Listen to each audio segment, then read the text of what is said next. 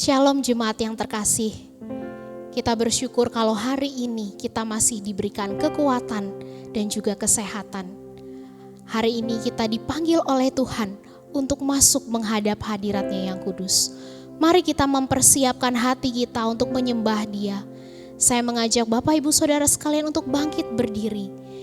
Tuhan berada di bait suci-Nya.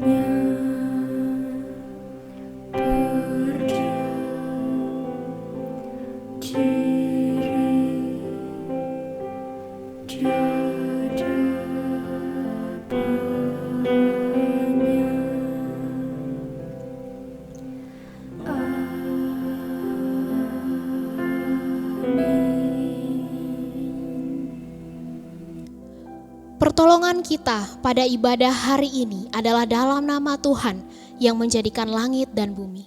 Kasih karunia dan damai sejahtera dari Allah Bapa dan dari Tuhan Yesus Kristus menyertai kita sekalian. Amin.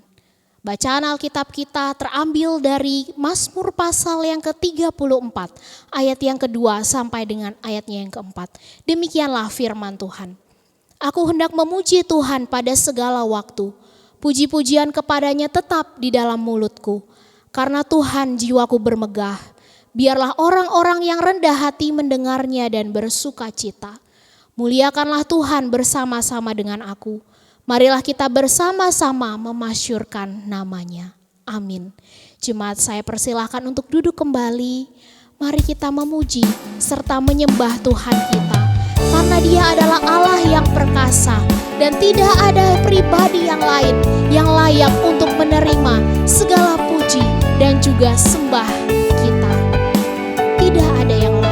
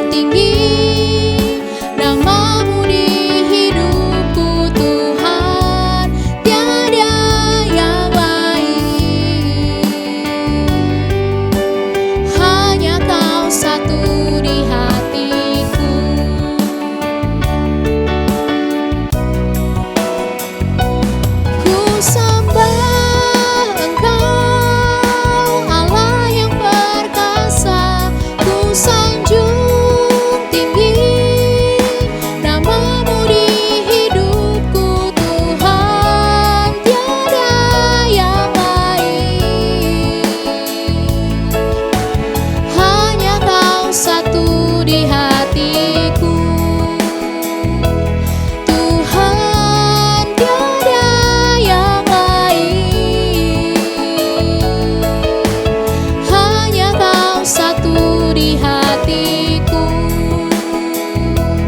Tuhan, tiada yang lain, hanya Kau satu di hatiku. Mari kita berdoa. Benar Tuhan, tidak ada Allah selain Engkau, Allah yang perkasa, Allah yang begitu mengasihi setiap kami umat-Mu. Terima kasih buat kasih setia Tuhan di dalam kehidupan kami. Bukan hanya pemeliharaan Tuhan saja, tapi untuk karya keselamatan Tuhan yang sudah Engkau kerjakan bagi setiap kami.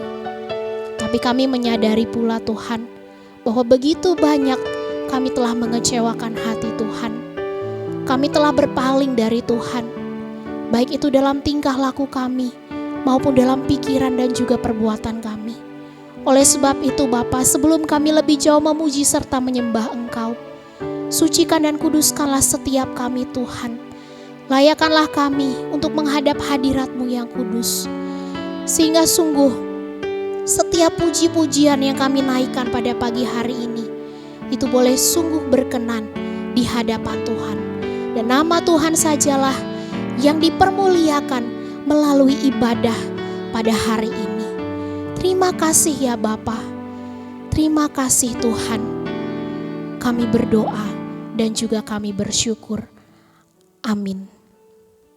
Saudara, mari kita dengan penuh sukacita dan juga bertepuk tangan, kita memuji serta menyembah Tuhan kita. Karena Dia adalah Allah dan hanya di dalam namanya kita memperoleh satu pengharapan yang baru. Firman terangi jalan. Firman terangi jalan.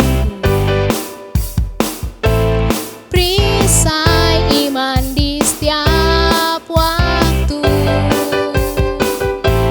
Lindungiku dari segala. Tak pernah ku ragu, karena Dia bersama, setia menjaga dengan kuasa mulia. Hanya di dalam namanya Yesus, Dia sumber pengharapan di sepanjang hidupku. Hanya di dalam kuasa-Nya pasti tersedia kemenangan bagiku selama-lamanya.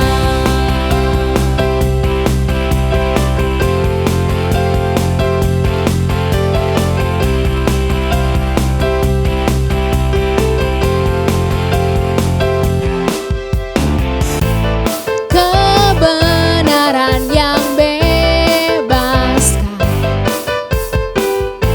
selalu berikanku kekuatan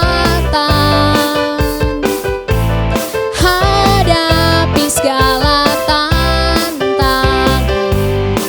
Tak pernah ku ragu, karena Dia bersama, setia menjaga dengan kuasa mulia. Hanya di dalam namanya Yesus, Dia sumber pengharapan di sepanjang hidupku. Hanya di dalam kuasa-Nya pasti tersedia kemenangan bagiku selama-lama. Hanya di dalam namanya Yesus, Dia sumber pengharapan di sepanjang hidupku. Hanya di dalam kuasa-Nya pasti tersedia kemenangan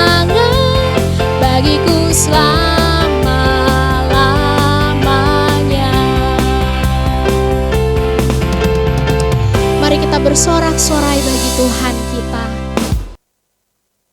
Saudara, mari kita mempersiapkan hati kita untuk mendengarkan kebenaran firman Tuhan yang akan disampaikan oleh hamba-Nya. Biarlah yang menjadi kerinduan kita, kita boleh semakin mencintai Tuhan dan semakin mengenal Dia. Bersyukur selalu bagi kasih-Mu di dalam hidupku.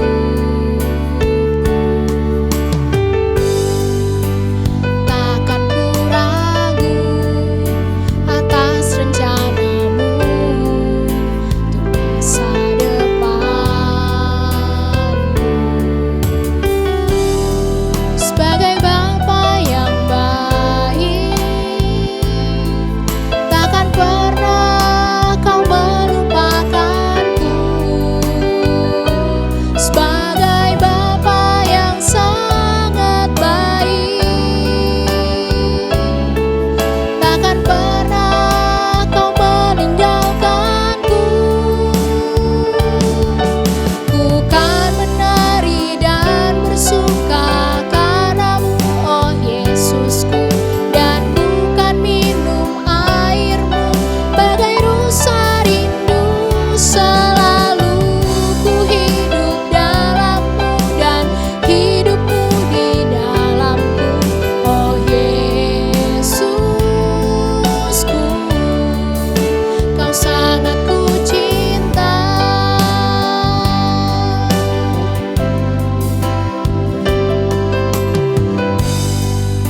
Bersyukur selalu bagi kasih-Mu di dalam hidupku.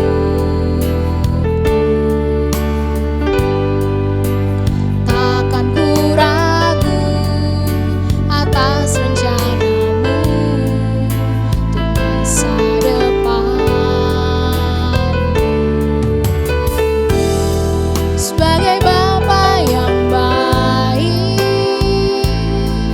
takkan pernah Kau melupakanku. Sebagai Bapa yang sangat baik, takkan pernah Kau meninggalkanku. Ku kan menari dan bersuka karena-Mu, oh Yesusku, dan ku kan minum air-Mu bagai rusa rindu. Selalu ku hidup dalam-Mu dan hidup-Mu di dalamku, oh Yesusku. Kau sangat ku cinta. Menari dan bersuka karena-Mu, oh Yesusku, dan ku kan minum air-Mu bagai rusa rindu. Selalu ku hidup dalam-Mu dan hidup-Mu di dalamku, oh Yesusku. Kau sangat ku cinta, oh Yesusku. Ku cinta, oh Yesusku. Kau sangat ku cinta.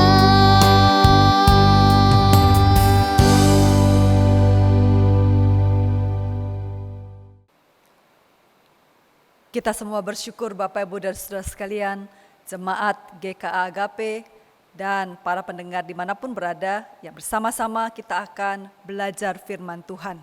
Hari ini kita akan bahas tema iman dan aman. Mari sebelumnya kita akan mohon pimpinan Tuhan, kita berdoa. Ya Allah yang mengasihi kami, yang memberi kami kekuatan dalam segala macam situasi. Tuhan yang menuntun kami dalam segala kondisi kami. Kami percaya Tuhan, Engkau terus menuntun kami, termasuk melalui firman Tuhan yang akan kami pelajari saat ini. Tuhan kuasai, pimpin kami sekalian dimanapun berada. Roh Kudus, kiranya Engkau berkenan membuka hati dan pikiran kami, supaya kami bisa mengerti iman seperti apa yang harus kami kerjakan dalam kehidupan kami. Hamba-Mu yang akan menyampaikan firman Tuhan, Engkau kuasai dan tolong, supaya kami sekalian sama-sama belajar, diluruskan dari firman Tuhan. Demi nama Yesus Kristus, kami serahkan pemberitaan firman Tuhan ini dalam kuasa dan kemurahan-Mu. Amin. Bapak Ibu dan Saudara sekalian, senang sekali kita kembali akan bersama-sama membahas firman Tuhan. Tema yang diberikan kepada saya adalah iman dan aman. Kiranya jemaat GKA Agape kita sama-sama belajar untuk bisa mengerti firman Tuhan yang terambil dalam kitab Keluaran pasal 16 ayat 1 sampai dengan ayat yang ke-36. Kita akan bahas perbagian dari satu perikop ini, Bapak Ibu dan Saudara sekalian, melalui 3 pertanyaan. Yaitu yang pertama adalah kita akan belajar tentang menjawab pertanyaan, dari mana datangnya iman? Bagaimana kita bisa beriman? Lalu yang kedua, kita akan belajar bagaimana melihat realita kehidupan. Apa yang terjadi, bagaimana bangsa Israel melihat realitas kehidupan itu. Lalu yang ketiga, kita akan belajar dari pertanyaan bagaimana kita melihat realitas itu, kenyataan itu dalam kacamata iman. Nah, mari kita sama-sama membahas bagian demi bagian dari firman Tuhan ini. Dari pertanyaan yang 3 pertanyaan tadi. Bapak Saudara, dan yang pertama yang kita akan pelajari itu adalah bagaimana orang itu bisa beriman. Ada seorang penulis, teolog, J.I. Packer. Beliau mempelajari kehidupan orang-orang beriman. Beliau mempelajari Sadrah, Mesak, Abednego. Kok bisa tokoh-tokoh Alkitab ini mereka punya keberanian yang luar biasa bagi Allah. Mereka dimasukkan ke gua singa, tetap percaya kepada Tuhan. Mereka dilemparkan ke dalam lautan api, mereka tetap saja beriman atau percaya kepada Allah. Lalu apa yang terjadi? Apa yang membuat para tokoh ini bisa mempunyai iman yang kuat begitu? Nah, lalu Bapak Ibu dan Saudara sekalian, di sana J.I. Packer kemudian mencatat ada 4 hal yang menjadi ciri dari para tokoh tersebut, termasuk di dalamnya adalah Paulus. 4 ciri tersebut adalah yang pertama, para tokoh iman tersebut mereka punya energi yang besar bagi Allah. Mereka kemudian yang kedua itu adalah mereka punya pemikiran-pemikiran yang besar akan Allah. Yang ketiga, mereka punya keberanian yang besar akan Allah. Dan yang keempat itu mereka punya komitmen yang kuat di dalam Allah. Komitmen yang besar di dalam Allah. Nah, ini menurut J.I. Packer adalah ciri orang yang mengenal Allah. Nah, orang yang mengenal Allah ini akan terlihat dalam kehidupan mereka, dan kehidupan itu adalah kehidupan yang beriman kepada Allah. Nah, jadi Bapak Saudara sekalian, berdasarkan hal tersebut, mari kita lihat bahwa ternyata iman itu datangnya dari mana? Itu dari bagaimana mereka mengenal akan Allah. Bagaimana mereka bisa mengenal akan Allah? Roma 10:17 itu dijelaskan bahwa iman itu datang dari pendengaran akan Kristus. Pendengaran tentang Allah, tentang Yesus Kristus. Jadi kalau kita coba kaitkan semuanya itu, maka kita akan menemukan bahwa iman itu muncul karena mereka mendengar, memasukkan firman Allah itu dalam pikiran, dan kemudian ketika mereka punya firman Tuhan itu dalam pikiran mereka, maka Lalu mereka kemudian menjadi pelan, bertahap. Lalu mereka semakin dalam mengenal Allah. Dan kemudian akhirnya mereka muncul. Ada ciri-ciri yang dikatakan oleh J.I. Packer tadi. Bagaimana mereka punya energi yang besar bagi Allah. Punya semangat yang besar bagi Allah. Yang kedua, mereka punya pemikiran-pemikiran yang besar akan Allah. Yang ketiga, mereka kemudian punya keberanian. Dan yang keempat adalah mereka punya komitmen yang besar akan Allah. Nah, bagaimana hal ini? Mari kita gunakan yang ini untuk menjawab pertanyaan yang kedua. Yaitu bagaimana realitas kenyataan yang dihadapi. Yang terjadi, kondisi real kehidupan kita seperti apa. Nah, di sini kemudian kita akan belajar dari perjalanan bangsa Israel ketika mereka bersungut-sungut meminta makan kepada Allah. Di dalam Keluaran pasal 16 ayat 2 dan 3 di sana disebutkan demikian. Bapak Ibu yang mendengarkan ibadah ini, jika membawa Alkitab bisa membaca bersama-sama dengan saya. Di dalam Keluaran pasal 16 ayat 2 dan 3 di sana disebutkan, di padang gurun itu bersungut-sungutlah segenap jemaah Israel kepada Musa dan Harun dan berkata kepada mereka, kalau kami mati tadinya di tanah Mesir oleh tangan Tuhan ketika kami duduk menghadapi kuali berisi daging dan makan roti sampai kenyang. Sebab kamu membawa kami keluar ke padang gurun ini untuk membunuh seluruh jemaat ini dengan kelaparan. Bapak Ibu sekalian, mari kita lihat di sini. Apa isi sungut-sungut dari bangsa Israel ini? Mereka bersungut-sungut tentang apa? Makan. Memang makan ini adalah kebutuhan dasar dari manusia. Abraham Maslow mencatat itu ada 5 kebutuhan manusia. Dan itu berupa hierarki menurut Maslow. Yang kebutuhan pertama yang mendasar itu adalah apa? Kebutuhan fisik. Kebutuhan fisik itu di dalamnya ada kebutuhan makan, sandang, dan papan. Lalu kebutuhan berikut itu adalah kebutuhan untuk kemudian merasa aman. Lalu yang berikut lagi kalau kita lihat di sana ada kebutuhan kasih sayang. Kemudian kebutuhan untuk dihargai. Dan kebutuhan yang hierarki yang paling tinggi itu adalah kebutuhan aktualisasi diri. Makan ini kebutuhan paling dasar. Maka kok tidak aneh. Orang yang pertama kali dia butuh adalah makan.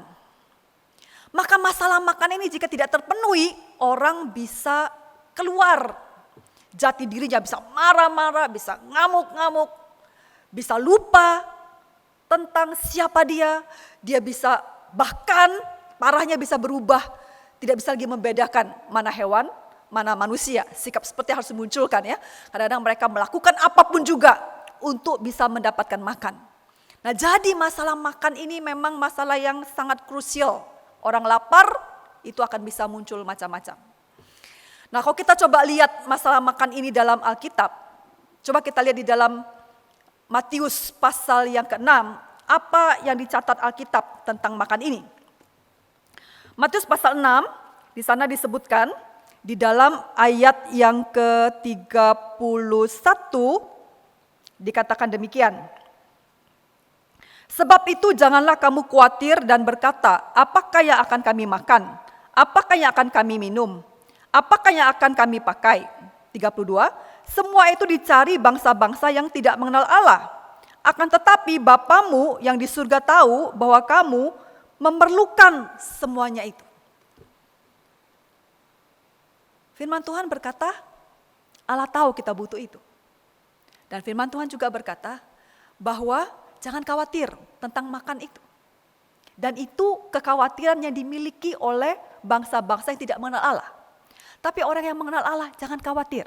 Karena makan itu Allah pasti cukupkan.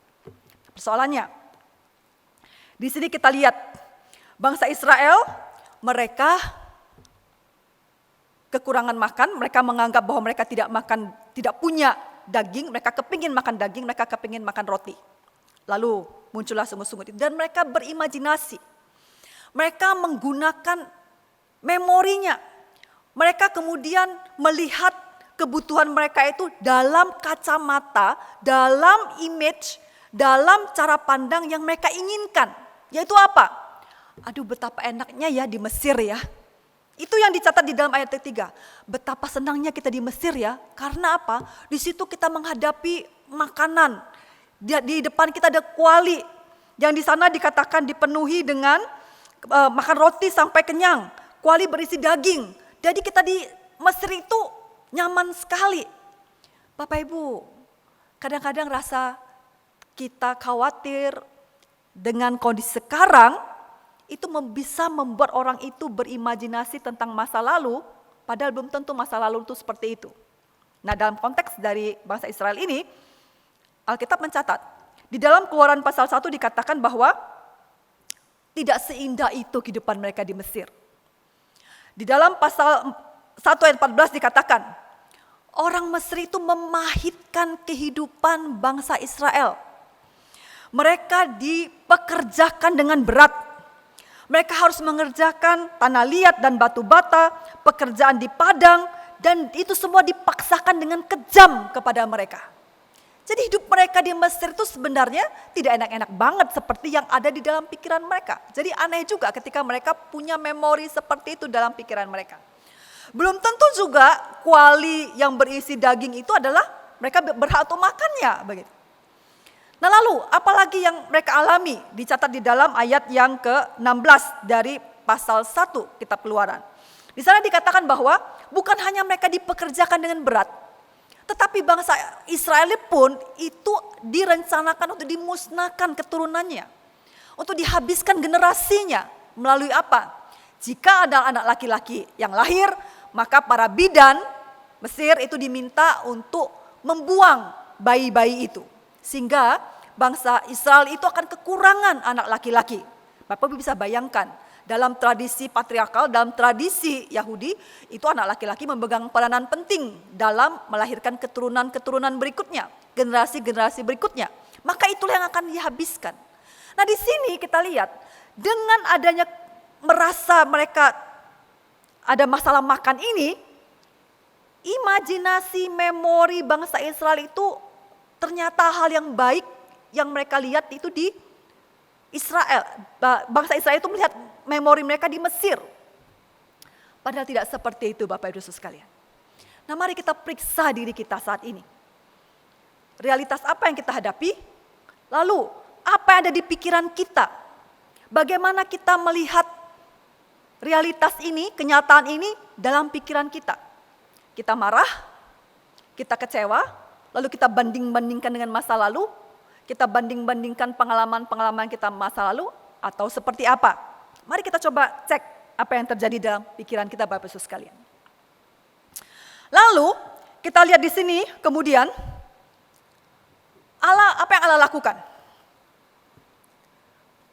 Ketika mereka bersungut-sungut, lalu kemudian di dalam ayat yang ke-4 dikatakan demikian ya. Lalu berfirmanlah Tuhan kepada Musa, sesungguhnya aku akan menurunkan dari langit hujan roti bagimu. Maka bangsa itu akan keluar dan memungut tiap-tiap hari sebanyak yang perlu untuk sehari. Supaya mereka kucoba apakah mereka hidup menurut hukumku atau tidak. Dan pada hari yang ke-6, apabila mereka memasak yang dibawa mereka pulang, maka yang dibawa itu akan terdapat 2 kali lipat banyaknya dari apa yang dipungut mereka sehari-hari. Sesudah itu berkatalah Musa dan Harun kepada seluruh orang Israel, petang ini kamu akan mengetahui bahwa Tuhanlah yang telah membawa kamu keluar dari tanah Mesir. Dan besok pagi kamu melihat kemuliaan Tuhan, karena ia telah mendengar sungut-sungutmu kepadanya. Sebab apalah kami ini, maka kamu bersungut-sungut kepada kami. Lagi kata Musa, jika memang Tuhan yang memberi kamu makan daging pada waktu petang, dan makan roti sampai kenyang pada waktu pagi, karena Tuhan telah mendengar sungut-sungutmu yang kamu sungut-sungutkan kepadanya, apalah kami ini? Bukan kepada kami sungut-sungutmu itu, tetapi kepada Tuhan. Maka kata Musa kepada Harun, katakanlah kepada segenap jemaah Israel, marilah dekat ke hadapan Tuhan sebab ia telah mendengar sungut-sungutmu.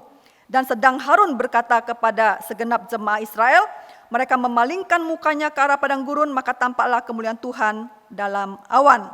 Lalu berfirmanlah Tuhan kepada Musa, aku telah mendengar sungut orang Israel, katakanlah kepada mereka, pada waktu senja kamu akan makan daging dan pada waktu pagi kamu akan kenyang makan roti. Maka kamu akan mengetahui bahwa akulah Tuhan Allahmu. Bapak-Ibu sekalian, ternyata kita lihat di sini, Allah mendengar. Allah tahu kebutuhan. Allah yang kita sembah itu, yang bangsa Israel menuntun mereka ke padang gurun itu tahu kebutuhan mereka apa. Tetapi yang menarik di situ dikatakan apa? Bahwa Allah akan mencobai mereka, akan menguji mereka. Di dalam ayat yang keempat ya, di sana disebutkan. Allah ingin menguji mereka. Apakah Allah tidak tahu mereka butuh makan? Tahu. Firman Tuhan itu dengan jelas mengatakan Allah mencukupkan kebutuhan kita. Tapi ada saat-saat kondisi di mana seakan-akan kita nyaris tidak makan. Nyaris kebutuhan dasar kita itu tidak dipenuhi. Apa yang terjadi pada waktu itu? Maka di situ, di dalam kisah bangsa Israel ini, Alkitab mencatat itu Allah mencobai mereka. Allah menguji seberapa jauh, seberapa dalam mereka percaya kepada Allah. Bapak-Ibu sekalian, ada satu kisah yang saya dengar langsung dari seorang hamba Tuhan, dan hamba Tuhan ini seorang perempuan, dan beliau kemudian pelayanan di Dampit. Ini sudah sekian puluh tahun yang lalu ya, ini masa-masa pada zaman-zaman Dampit masih belum berkembang, Dampit di sekitar di daerah Malang itu masih belum ada gereja di situ ya. Nah kemudian ibu ini, hamba Tuhan ini kemudian lulus dari sekolah Alkitab. Lalu beliau dalam pergumulannya mendapatkan panggilan Tuhan untuk pelayanan ke Dampit. Padahal beliau Dampit di mana aja beliau tidak tahu. Tetapi kemudian dalam pergumulan itu lalu tahu bahwa Tuhan pimpin, Tuhan tuntun ke Dampit, pergilah beliau ke kota Dampit. Sampai di kota Dampit, ini pada zaman-zaman tidak enak begitu ya. Masa-masa masih tahun-tahun yang lama begitu. Nah lalu beliau di sana melayani orang-orang di sekitar, ketemu dengan orang-orang, lalu pelayanan sampai kemudian lama-lama uang beliau habis. Termasuk juga makanan juga habis. Nah, apa yang terjadi? Beliau tinggal di satu tempat dan di tempat itu kemudian beliau harus terpaksa puasa. Puasanya bukan main-main, berhari-hari ya. Kalau saya tidak salah ingat beliau bilang itu 7 hari ya atau seminggu beliau kemudian harus terpaksa puasa. Nah dalam pergumulan itu Bapak Ibu, barangkali akan bisa muncul kalau kita dalam posisi beliau ya. Barangkali kita bisa muncul dalam pikiran kita, ini kebutuhan paling dasar makan. Makan tidak ada yang bisa dimakan. Marahkah kita? Kalau ibu atau hamba Tuhan ini seperti bangsa Israel, mungkin akan sangat marah kepada Tuhan. Karena apa? Sudah jauh-jauh datang ke tempat itu karena pimpinan Tuhan, lah kok sekarang tidak bisa makan? Bisa marah, bisa bersungut-sungut. Bahkan bisa melakukan sesuatu yang lebih daripada bangsa Israel, bisa jadi seperti itu. Begitu. Lalu ternyata hamba Tuhan ini tidak seperti itu. Beliau cerita, beliau percaya pimpinan Tuhan. Tadi kita pelajari ya di dalam bagian pertama, ciri orang yang mengenal Allah adalah dia punya keberanian, punya komitmen, punya pemikiran besar tentang Allah dan punya keberanian kepada Allah. Lalu beliau terus bergumul kepada Tuhan dan percaya bahwa Tuhan pimpin ke Dampit. Kalaupun itu harus terpaksa puasa, beliau terus bergumul kepada Tuhan. Tuhan tolong. Sampai satu ketika Bapak Ibu Saudara sekalian, beliau merasa ya, ada suara dalam hatinya mengatakan sebentar lagi itu ada orang datang mengetok pintu dan akan membawa makanan untuk kamu. Terima saja. Dah lama beberapa waktu kemudian. Betul, ternyata dia mengetuk pintu. Nah yang datang ini itu membawa gerobak. Membawa macam-macam kebutuhan ada di situ. Lalu orang ini berkata, saya diminta untuk mengantarkan ini ke rumah ini. Tidak dikenal siapa itu, tidak tahu siapa itu. Tetapi kemudian dikatakan bahwa dia hanya diminta untuk mengantarkan yang isi itu, gerobak itu ya, ke rumah dari ibu ini. Bapak kemudian disitulah beliau hanya melihat, sungguh Tuhan itu yang mencukupkan, Tuhan itu yang pimpin. Maka dari peristiwa lolos ujian itu, kebutuhan dasar tentang makan itu, lulus ujian itu, lalu disitulah kemudian Tuhan menambahkan satu demi satu untuk mengenal Kristus. Dan kemudian mulai beliau buka pelayanan, mulai buka cabang, mulai buka sampai di banyak tempat di sekitar itu dan lebih luas daripada Dampit. Luar biasa. Maka di situ kita lihat bahwa ternyata firman Tuhan itu berkata apa? Allah akan cukupkan. Firman Tuhan itu mengatakan apa? Jangan khawatir. Firman Tuhan itu berkata apa? Bahwa Allah itu tahu, Allah peduli, Allah itu menyediakan. Firman Tuhan seperti itu. Tapi realitasnya kan bisa jadi tidak seperti itu. Kenyataannya kan bisa jadi tidak seperti itu.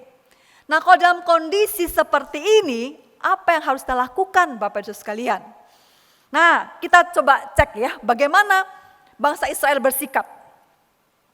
Lalu kita lihat di dalam pasal 16 itu, kita baca di dalam ayat yang ke-13 ya.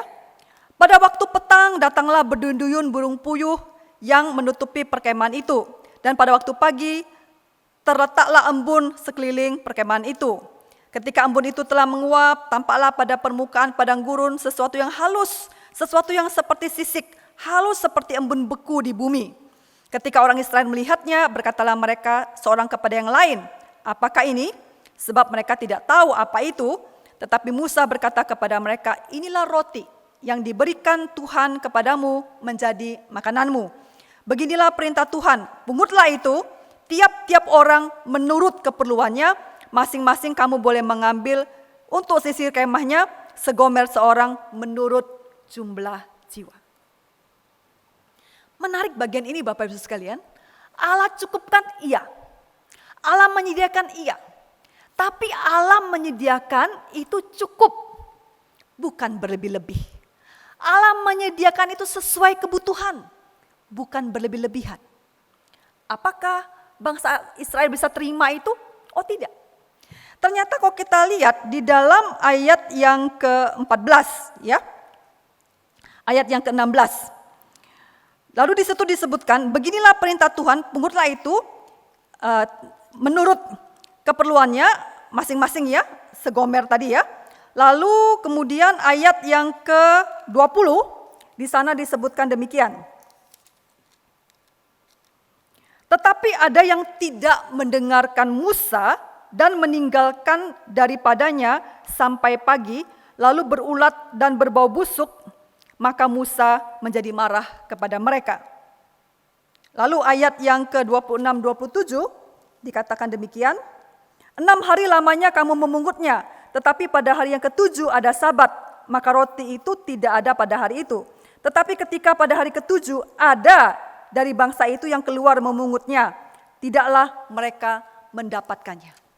Ternyata sudah Allah sediakan, tapi tetap tidak mampu melihat Allah menyediakan itu cukup. Tidak berlebih-lebih. Bangsa Israel yang barangkali khawatir ya, besok ada lagi enggak ya gitu loh. Besok tercukupkan enggak? Bagaimana besok kita mau makan? Karena saking terlalu khawatirnya, lalu mereka mengambil lebih daripada segomer, lebih daripada yang diperintahkan Tuhan. Apa akibatnya? Alkitab mencatat, itu menjadi busuk dan berulat. Sia-sia apa yang mereka lakukan. Jadi ada saatnya Tuhan bilang, stop, cukup dengan apa yang kamu miliki. Tapi ada saatnya kemudian Tuhan bilang, ambil, karena pada hari yang ketujuh tidak ada, tidak turun, jadi kamu ambil lebih. Dan ketika Tuhan pimpin itu, Tuhan perintahkan itu, yang mereka ambil itu tidak apa-apa, baik-baik saja, tidak berulat dan tidak bau busuk. Tapi mereka tetap tidak percaya. Mereka tetap melakukan menurut cara pandang mereka, menurut pikiran mereka, tetap saja mereka keluar dan mereka tidak mendapatkan apa yang mereka harapkan. Bapak Ibu, bukankah itu yang terjadi? Bukankah kemudian di dalam Alkitab dikatakan juga, kamu memintanya tetapi kamu tidak mendapatkannya. Mengapa? Karena kamu memintanya untuk memenuhi hawa nafsu. Jadi realitas kenyataan Tuhan tahu. Kita mengalami kondisi atau kebutuhan dasar kita tidak terpenuhi. Tuhan tahu Bapak Ibu dan Saudara sekalian. Tuhan mengerti.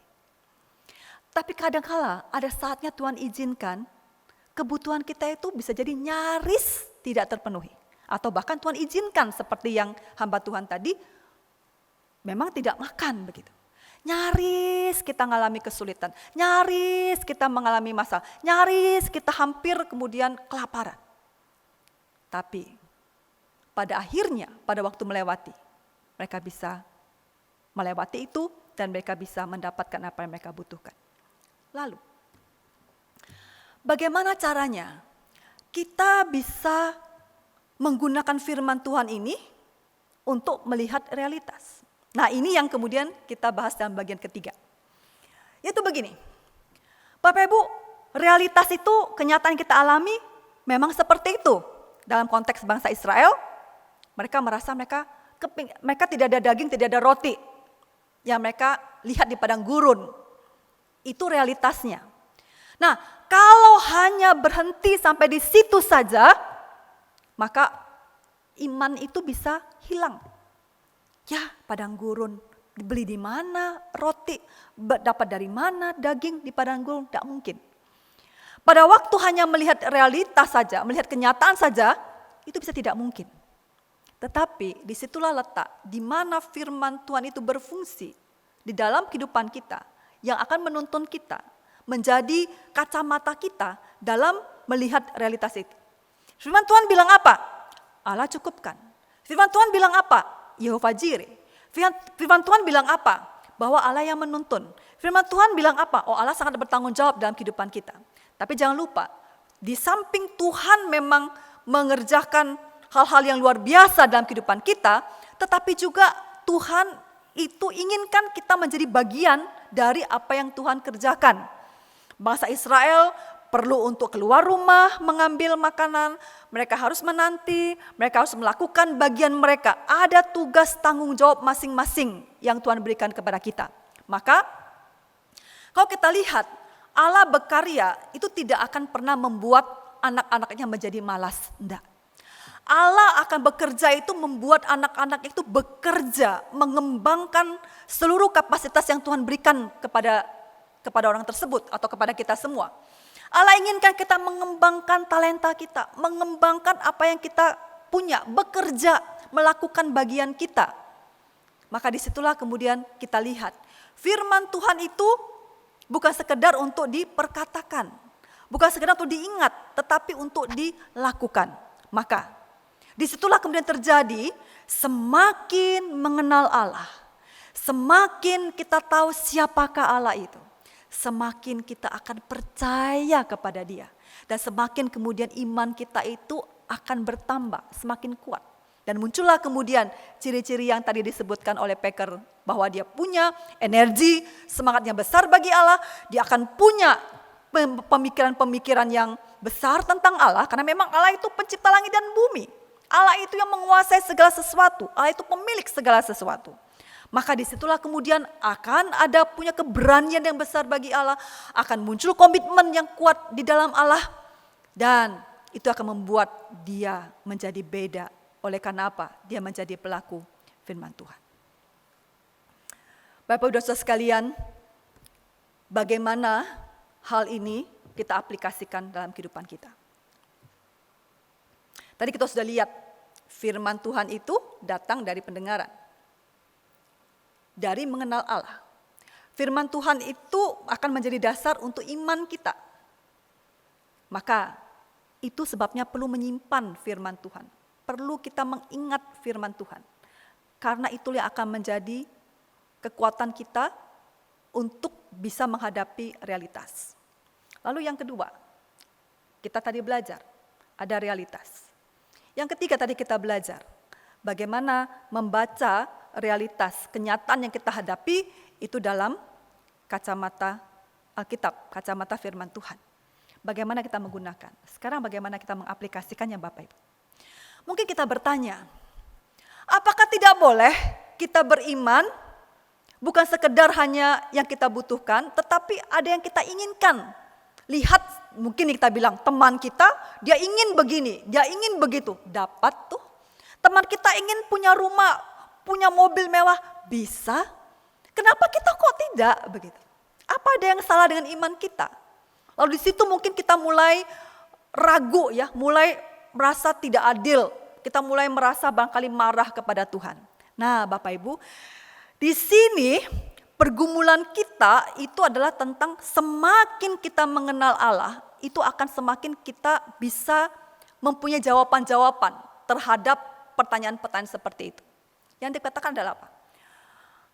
Masing-masing orang itu Allah bekerja menurut cara Allah. Jadi jika memang ada teman atau ada orang yang kita lihat, dia punya berkatnya masing-masing, pergumulannya masing-masing, itu berkatnya dia Bapak Ibu Saudara sekalian.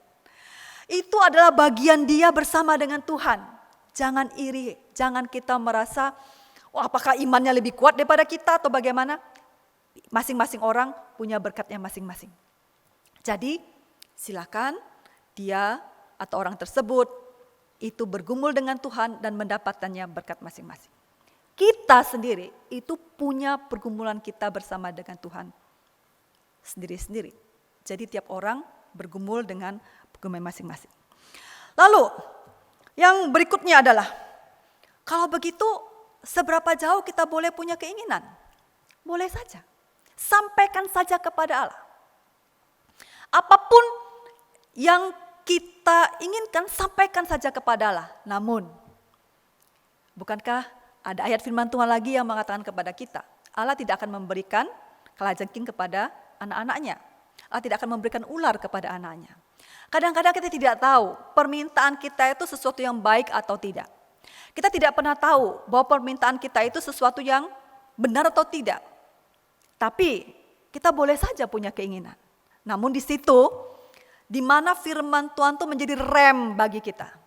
Kalau misalnya ada yang kemudian kita gumulkan kepada Tuhan, kita tanya kepada Tuhan, kita utarakan kepada Tuhan, silakan.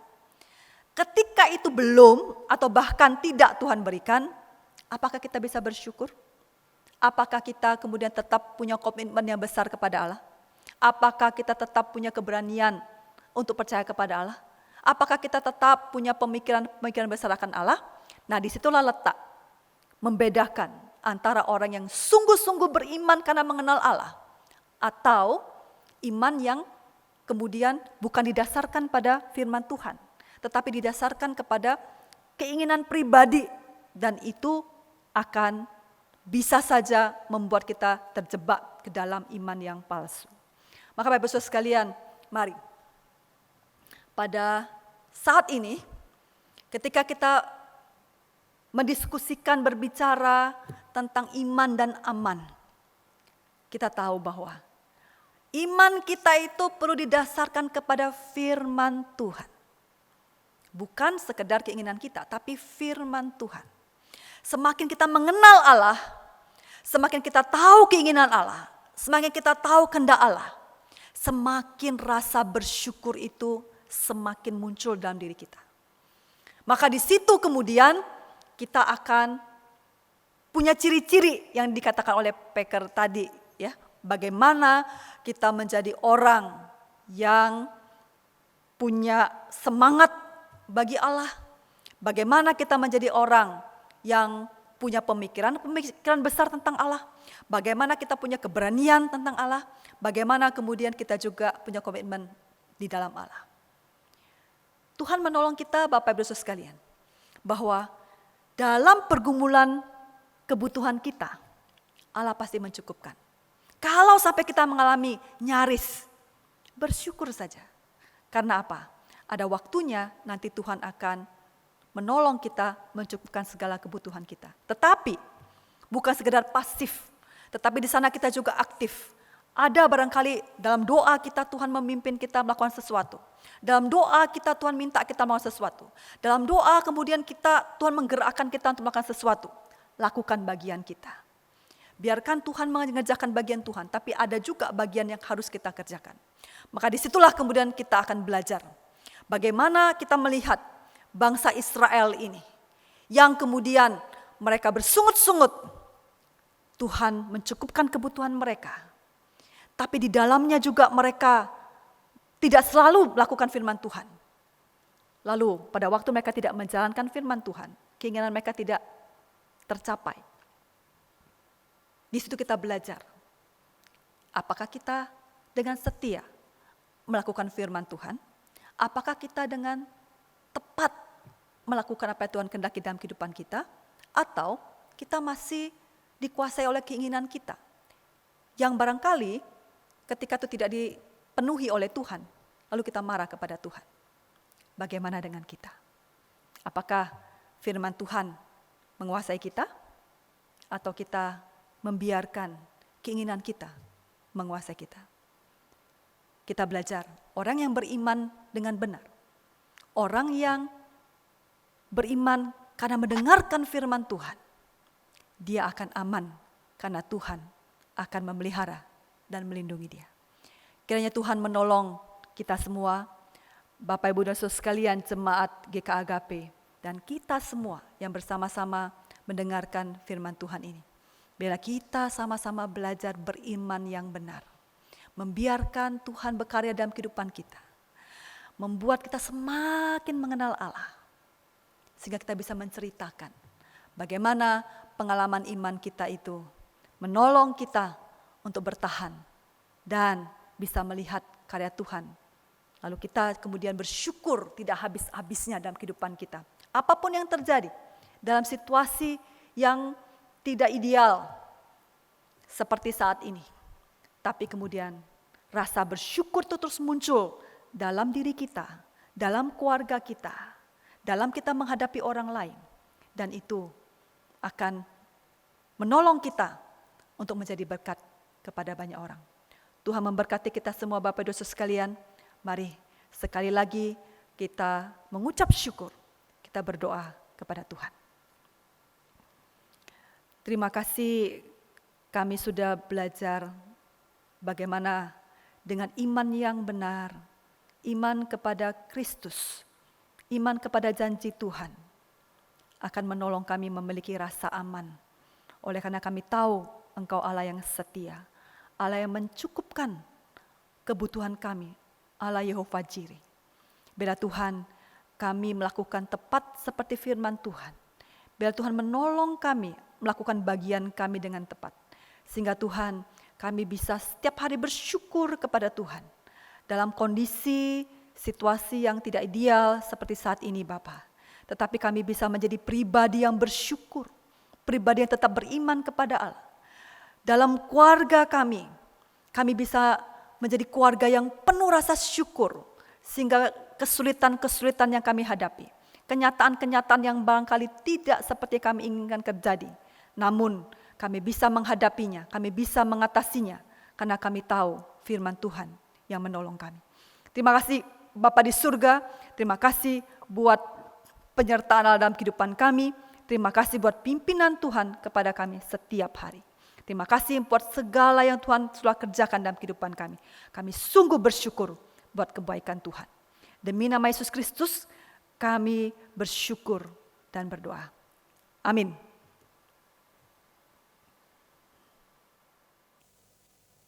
Saudara, kita bersyukur karena kita memiliki Allah yang senantiasa menjaga dan juga memeliharakan setiap kita. Karena itu marilah kita menaruh segala harapan kita hanya kepada Dia saja. Bapa Sorgawi memelihara.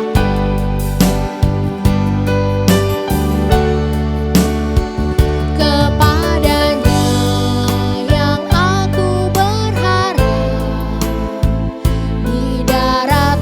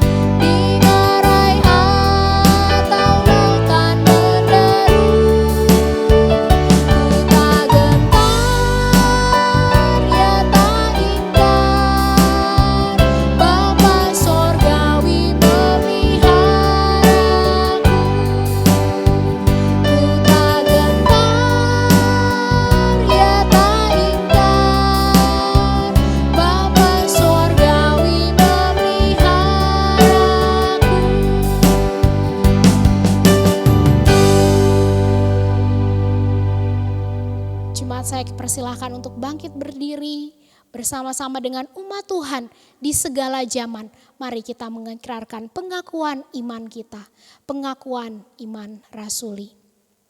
Aku percaya kepada Allah, Bapa yang Maha Kuasa, Khalik langit dan bumi, dan kepada Yesus Kristus anak yang tunggal Tuhan kita, yang dikandung dari Roh Kudus, lahir dari anak darah Maria, yang menderita sengsara di bawah pemerintahan Pontius Pilatus, disalibkan, mati dan dikuburkan, turun ke dalam kerajaan maut. Pada hari yang ketiga, bangkit pula dari antara orang mati, naik ke sorga, duduk di sebelah kanan Allah, Bapa yang Maha Kuasa, dan dari sana ia akan datang untuk menghakimi orang yang hidup dan yang mati.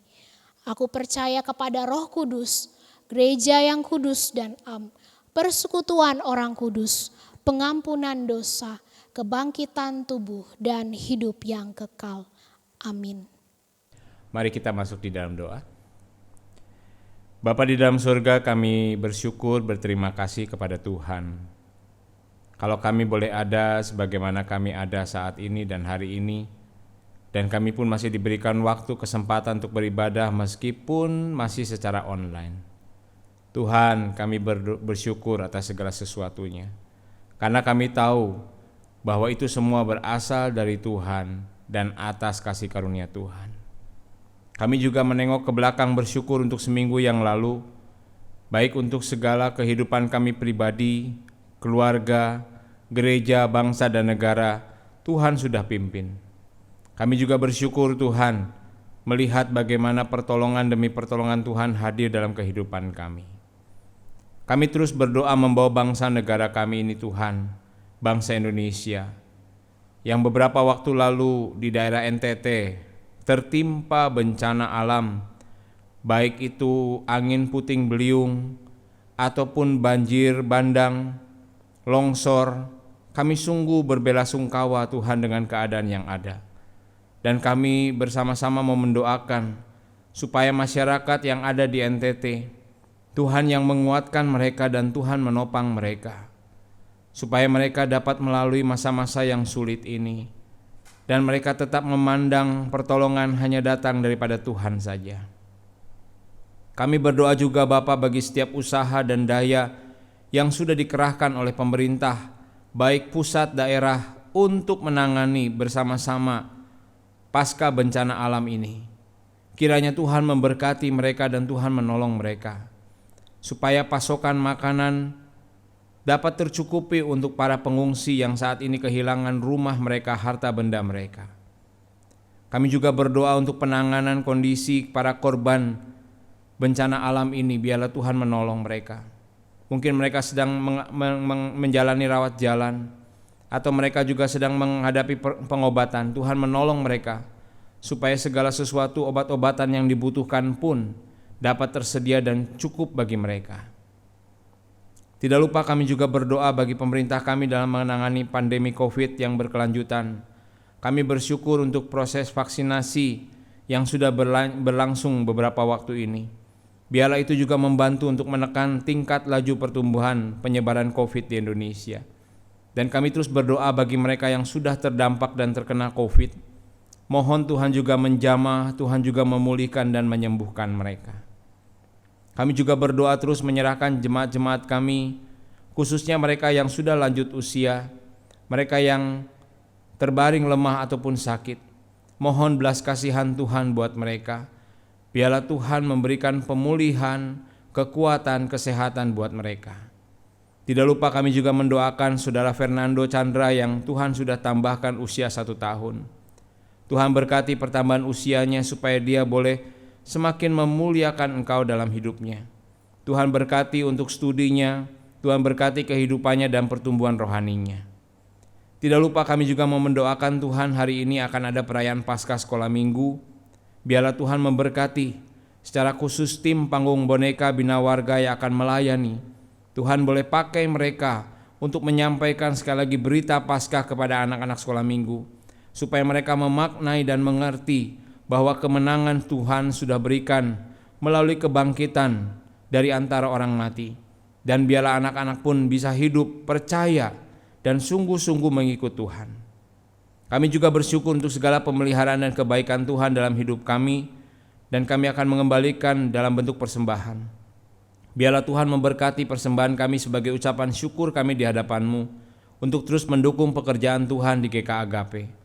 Tuhan berkati pengelolaannya, Tuhan berikan hikmat bijaksana supaya kami terus belajar menjadi saluran berkat, karena Tuhan mau memakai kami dan Tuhan memilih kami untuk melakukannya. Terima kasih Bapa, kami serahkan hal ini ke dalam tangan pengasihan-Mu. Terpujilah Engkau, dengar doa kami Bapa, di dalam nama Tuhan Yesus Kristus kami berdoa dan bersyukur. Amin.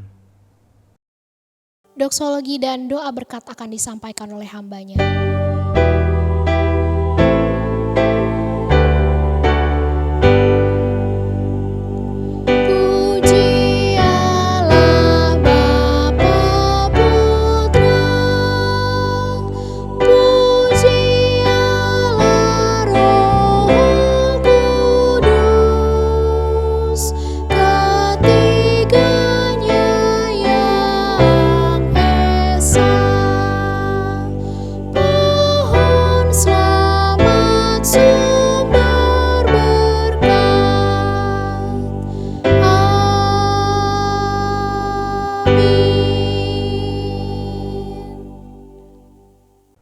Jemaat yang dikasihi Tuhan, marilah kita kembali ke tempat kita masing-masing dan membawa firman Tuhan yang sudah disampaikan oleh hambanya. Dan kita taat melakukannya bagi kemuliaan Tuhan. Dan sekarang terimalah berkat Tuhan. Tuhan memberkati engkau dan melindungi engkau. Tuhan menyinari engkau dengan wajah-Nya dan memberi engkau kasih karunia. Tuhan menghadapkan wajah-Nya kepadamu dan memberi engkau damai sejahtera, mulai hari ini sampai Maranatha. Amin.